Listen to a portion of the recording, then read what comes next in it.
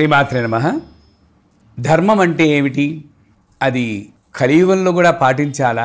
అది పాటిస్తే ఏమిటి ఉపయోగం అని యువతరానికి ప్రత్యేకంగా కొన్ని సందేహాలు ఉంటాయి.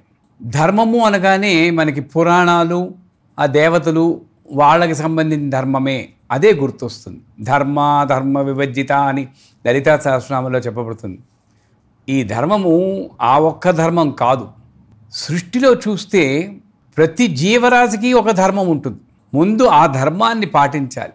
ఒక్క మనిషికి మాత్రమే ఇంకా ఎక్కువ ధర్మాలు ఉన్నాయి. జీవరాశికి ఉన్న ధర్మాలు ముందు చూస్తే, ఒక పులి ఉందనుకోండి, పులి యొక్క ధర్మం ఏమిటి? వేటాడడం, ఆహారాన్ని భుజించడం, ఆకలి తీర్చుకోవడం. తోటి మృగాలకి తను ఒక గొప్ప మృగము అని చూపించేటటువంటి గాండ్రింపు కానీ, సింహం అయితే గర్జన కానీ, ఆ యొక్క నాదంలో చూపించడం, ఆ టీవీ నడకలో చూపించడం. అదే పులి గాండ్రించకుండా మ్యావ్ అని పిల్లిలా అరిచిందనుకోండి, పులి ధర్మం తప్పినట్లే. అంటే ఆ జంతువుకు ఉండాల్సినటువంటి ధర్మాన్ని పోషించడం లేదు. అప్పుడు ఏమవుతుంది? ఏ జంతువుకి ఆ పులి అంటే గౌరవం ఉండదు. కొన్నాళ్ళకి మిగతా జంతువుల చేత సంహరింపబడినా కూడా ఆశ్చర్యపోక్కర్లేదు. అంచేత అక్కడ జంతువులకి వాటికి సంబంధించిన వరకు ఆ యొక్క సృష్టి విశేషానికి సంబంధించి ఒక ధర్మం ఉంటుంది. కానీ మనిషికి అస్సలు మొట్టమొదటి ధర్మం ఏమిటంటే, మనిషిగా పుట్టినప్పుడు కృతజ్ఞత అన్న ఒక ధర్మం వచ్చింది. దేనికి కృతజ్ఞత అంటే, తర్వాత వస్తాడు భగవంతుడు. ముందు నా కృతజ్ఞత ఏమిటంటే, ఒక్కొక్క స్టేజ్లో ఒక్కొక్కలా మారుతూ ఉంటుంది ఈ ధర్మం. ఇది వ్యక్తిగత ధర్మం అంటారు. నేను పిల్లవాడిగా పుట్టినప్పుడు నా తల్లిదండ్రులకు నేను కృతజ్ఞత చెప్తున్నాను. ఎందుకంటే వాళ్ళు లేకపోతే నాకు ఈ భూమి మీద పడి ఇంత అందమైనటువంటి సృష్టి, ఇన్ని అందమైనటువంటి అనుభవాలు పొందేటువంటి అవకాశం లేదు. ఈ అవకాశం కలిగించిన సృష్టికర్తలు ముందు నా తల్లి, నా తండ్రి. అంచేత ప్రతి సంతానానికి తల్లిదండ్రుల వల్ల ఒక ధర్మం. అందుకే పితృణం అని అంటారు. పితృ అంటే పితృవు కాదు, మాతృ కూడాను.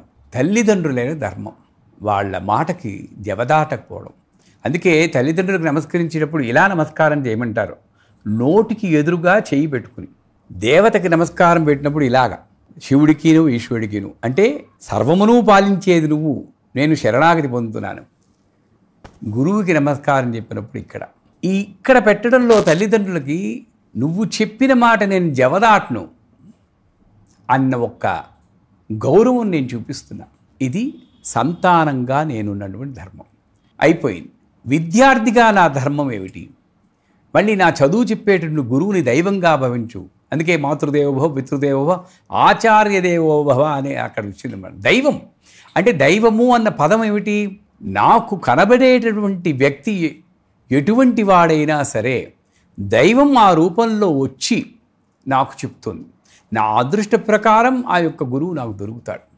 అంచేత గురువు ఎడల వినయ విధేయతలు ఇవన్నీ కూడా పెద్ద బాల శిక్ష అని చెప్పి మా చిన్నప్పుడు చదువుకునే వాళ్ళం. దాంట్లో ఉంటాయి. వినయ విధేయతలతో ఉండాలి, ఎదురు మాట పలకూడదు. ఆ చదువుకునేటప్పుడు విద్య తప్పితే మరొక విషయం మీదకి పక్కకి వెళ్ళకూడదు. ఆటపాటలు ఉండాలి, కానీ ఆ చదువుకునేటప్పుడు విద్య తప్పితే మరొక పక్క విషయానికి వెళ్లకుండా విద్యార్థి ధర్మం పాటించాలి. పెళ్ళైపోయింది. ఇక్కడ భార్య, భర్త వీళ్ళిద్దరికీ మళ్ళీ ధర్మం పెట్టింది. ఒకళ్ళొకళ్ళు శిరస్సు మీద చేయి పెట్టి జీలకర్ర బెల్లం పెట్టి ముహూర్త సమయంలో ఒకటైనప్పుడు, నేను నిన్ను గురువుగా భావిస్తాను అని ఇతనంటే, నేను నిన్ను గురువుగా భావిస్తాను. ఎందుకంటే గురువుకి, తల్లికి, తండ్రికి ముగ్గురికే తల మీద చేయి పెట్టే అధికారం ఉంది. ఒకళ్ళొకళ్ళు గౌరవించుకుంటూ ఉండాల్సిన ధర్మం ఇద్దరికీ ఉంది. భర్తకి పోషించాల్సిన ధర్మం, కుటుంబాన్ని సరైన పంధాలో తీసుకెళ్లాల్సిన ధర్మం, ఇది భర్త.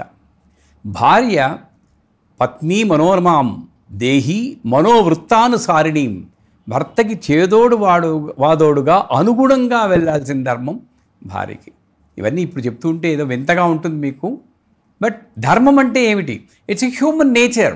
It is not created by anybody. మనకి లక్షణం అంతే. నేను ఈ సంఘంలో, ఈ సొసైటీలో సుఖ సంతోషాలతో ఉండాలి అంటే ఏర్పరపబడినటువంటి, నా కోసం ఏర్పరపడినటువంటి లైఫ్ ప్రిన్సిపల్, జీవన సూత్రమే ధర్మం. కానీ ఎక్కడి నుండో ఊడిపడింది కాదు. పాటిస్తావా సుఖం, పాటించలేదా మన కర్మ. అంతేగాని ఇది ప్రత్యేకించి చేయబడింది కాదు, అది మనసులో పెట్టుకోవాలి. సో భార్యాభర్తల ఇరువురి ధర్మాన్ని సూక్ష్మంగా తెలుసుకున్నాం. ఇకపోతే మళ్ళీ ఈ జనరేషన్ కంటిన్యూ అవుతుంది, మళ్ళీ పిల్లలు వాళ్ళ ధర్మం. కలిసికట్టుగా ఈ కుటుంబం అంతా ఇంకొక ధర్మం ఉంది. ఒకటి, సృష్టికి కారణమైనటువంటి ఆదిపురుషుడు, పరాశక్తి, అమ్మవారు, ఏ పేరుతో పిలుచుకోండి, కనబడనటువంటి సర్వత్రా వ్యాపించి ఉన్నటువంటి ఆ బ్రహ్మ పదార్థానికి నేను సర్వదా కృతజ్ఞుణ్ణై ఉండాలి. చూడండి, ఎవరైనా చిన్న సాయం చేసామనుకోండి, నీ మేలు మర్చిపోలేదా గురువు అంటూ ఉంటారు. ఇప్పుడు అలా అయిపోయాం. అంటే జీవితాంతం అని గుర్తు తెచ్చుకుని సినిమా టికెట్ ఇస్తేనే 10 రోజులు గుర్తుంటాం. జీవితం అనే సినిమా టికెట్, పెద్ద సినిమా టికెట్ కోసాడు ఆయనకి ఎంత రుణపడి ఉండాలండి. అంతేది జీవితాంతం కృతజ్ఞతతో ఉండాల్సింది భగవంతుడికి. అది నువ్వు ఏ రూపంలో ఉన్నాడో లేడో నమ్మవు, కానీ ఒక శక్తి ఉందని నమ్ముతావు కాబట్టి దానికి కృతజ్ఞత. ఎలా చూపిస్తాను అంటే, నాకు ఇంత అందమైనటువంటి గొప్ప బతుకిచ్చేవు కాబట్టి నేను నిన్ను చూడలేను, ఓ రూపాయి ఇలా ఇవ్వడానికి నువ్వు కనబడవు, కానీ అదే రూపాయ నాకన్నా నిర్భాగ్యులుంటారు చూడండి, అన్నార్తులు, నాలాంటి రూపమే నువ్వు చేసిన సృష్టే వాళ్ళకి ఇచ్చి నీకు కృతజ్ఞతను తెలుపుకుంటారు. దేవుడికి వెళ్ళి థ్యాంక్ యూ అని గుండు అరిచినంత మాత్రాన కాదు, సాటి జనులకి నా యొక్క సంపత్తుని, విద్యని, జ్ఞానాన్ని, శ్రమని పంచి ఇచ్చినప్పుడు, బలాన్ని పంచి ఇచ్చినప్పుడు, అప్పుడు నిజమైనటువంటి కృతజ్ఞత భగవంతుడికి తెలుపుకుంటాం. ఇకపోతే ఇది సరే, సంఘంలో కట్టుబాట్ల కోసం కొన్ని ధర్మాలు ఇది ఏర్పరిచింది. సంఘ సంస్కర్తలు వాళ్ళు బయలుదేరి, అలాగే దేశంలో చట్టాలు చేసేవారు వాళ్ళు కొన్ని ధర్మాలు ఏర్పరిచారు. ఆ ధర్మం అతిక్రమిస్తే అప్పటికప్పుడే శిక్షలు పడుతూ ఉంటాయి, అది వేరే విషయం. అంచేత ఇలాగా ప్రతి క్షణము నన్ను సన్మార్గంలో పెట్టడానికి నేను ఏర్పరచుకున్నటువంటి జీవన సూత్రాలు కొన్ని ధర్మాలైతే, సంఘము ఏర్పరిచినటువంటి రక్షణ సూత్రాలు కొన్ని ధర్మాలైతే, భగవంతుడు ఏర్పరిచిన ధర్మ సూత్రాలు కొన్ని ధర్మాలు. మనుధర్మం అంటారు. ఆ మనుధర్మం కన్నా గొప్పది మనోధర్మం అంటాడు. అంటే నీకు ఆ సమయంలో ఏది గోచరించి, ఏది మంచి అనిపిస్తే అది వెంటనే చేసేయి. రాహుకాలం కదా అని చూస్తూ కూర్చోకు, అమావాస్య కదా అని చూస్తూ కూర్చోకు, ఎవరో వస్తారని చూడకు, అప్పటికప్పుడు చేసే ఉంటుంది మనోధర్మం. అంచేత ఇన్ని రకాలుగా నిర్వచనాలు ఇవ్వబడినటువంటి ధర్మం అది పాటిస్తే ఏమిటి అంటే ఒకటేనండి, ఈ దారిలో వెళ్ళరా, ముళ్ళు గుచ్చుకోవు. ఎందుకంటే ఇప్పుడు చూడండి, పచ్చికలో నడుస్తున్నప్పుడు ముళ్ళన్నీ ఉంటే మధ్యలో సన్నటి బాట కనబడుతూ ఉంటుంది. చాలామంది నడిచారు కాబట్టి ఆ బాటలో వెళ్తే నాకు ముళ్ళు గుచ్చుకోవు, అదే ధర్మం. ఇది నాకు అక్కర్లేదని పక్కకి నడిచేవా, వెళ్తావు కానీ ముళ్ళు గుచ్చుకుంటాయి, అది మాత్రం సత్యం. అంటే ధర్మాన్ని పాటించిన వాడికి వాళ్ళకి కష్టాలు వస్తాయి కానీ బాధలు రావు. ఒక రకమైన తృప్తి ఉంటుంది, నేను ధర్మం పాటించాను. గాంధీ గారు ఎంత అవస్థలు పడ్డారండి, జైల్లో పెట్టారు, కానీ తృప్తి. అసత్యం ఆడలేదు, పరాయి వాళ్ళకి సేవ చేయలేదు, తృప్తి. ఆ ఆత్మవిశ్వాసం పెరుగుతుంది ధర్మం పాటించి వాడికి. అలాగే సంఘంలో ఒక సమన్వయం పెరుగుతుంది. సంఘం సుఖశాంతులతో, సామరస్యంతో ఉండడానికి వీలవుతుంది. అందరూ ధర్మం పాటించారనుకోండి, ఒక రకంగా కలియుగం ఎండ్ అయిపోతుంది. ఎందుకంటే ఇంకా చేయాల్సింది ఏం లేదు కదండి. ఈ ధర్మము అధర్మము ఉండబట్టి ఫ్లో ఉంది. ఇలా వాలుగా ఉంటే నీళ్లు పారుతూ ఉంటాయి, ఇలా ఉందనుకోండి రెండూ సమధర్మం అయిపోయింది అనుకోండి, అయిపోయింది.